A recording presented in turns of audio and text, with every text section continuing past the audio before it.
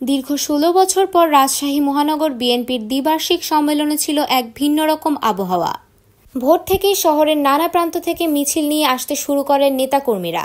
পতাকা হাতে, ব্যানার কাঁধে, স্লোগানে মুখর হয়ে ওঠে পুরো এলাকা। চারপাশে যেন উৎসবের আমেজ, আনন্দ, প্রত্যাশা আর রাজনৈতিক উত্তেজনার এক অনন্য মেলবন্ধন।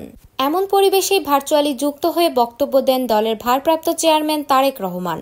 শুরুতেই তিনি অতীতের রাজনৈতিক বাস্তবতা তুলে ধরে বলেন, আগামী নির্বাচনে জনগণ বিএনপিকেই বেছে নেবে, এই আশাবাদী তার দৃঢ় বিশ্বাস। তিনি স্পষ্ট জানিয়ে দেন, ক্ষমতায় গেলে দেশকে নতুনভাবে গড়ে তোলা হবে। তারেক রহমান অভিযোগ করেন, বিগত সরকার কেবল নির্বাচন ব্যবস্থাকেই ধ্বংস করেনি, বরং শিক্ষা, বিচার, স্বাস্থ্য, আইন শৃঙ্খলা ও অর্থনীতি দেশের প্রতিটি খাতকে ধ্বংসের পথে ঠেলে দিয়েছে।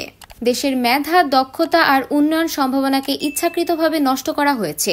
তিনি বিশেষভাবে উল্লেখ করেন দেশের নদ নদীর সংকটের কথা। পদ্মাসহ অন্যান্য নদীর ন্যায্য পানির হিস্যা আদায়ে তার অবস্থান স্পষ্ট, প্রয়োজনে আন্তর্জাতিক আদালতে যেতে হবে, দরকার হলে জাতিসংঘেও যেতে হবে।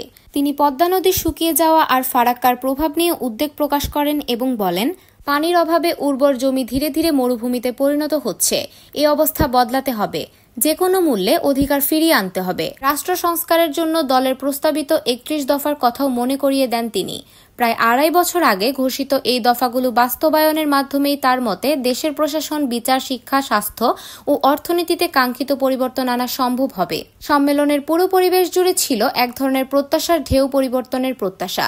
মিছিল শেষে নেতাকর্মীরা মনোযোগ দিয়ে শোনেন তারেক রহমানের প্রতিটি কথা, যেন এই বার্তাই ছিল তাদের ভবিষ্যৎ লড়াইয়ের দিক নির্দেশনা। তারেক রহমানের বক্তব্য শেষ হয়, দেশ গড়ার শপথের মাধ্যমে যদি জনগণের সমর্থনে সরকার গঠনের সুযোগ আসে, তবে ধ্বংসস্তূপের মধ্য থেকেও একটি নতুন, শক্তিশালী ও ন্যায়ভিত্তিক বাংলাদেশ গড়ে তোলা হবে। রাজশাহীর এই সম্মেলন শুধু রাজনৈতিক আনুষ্ঠানিকতা নয়, এটি ছিল একটি ঘোষণা, একটি প্রত্যয়, একটি অঙ্গীকার, যা আগামী দিনের রাজনীতিকে নতুন পথে এগিয়ে নিতে পারে।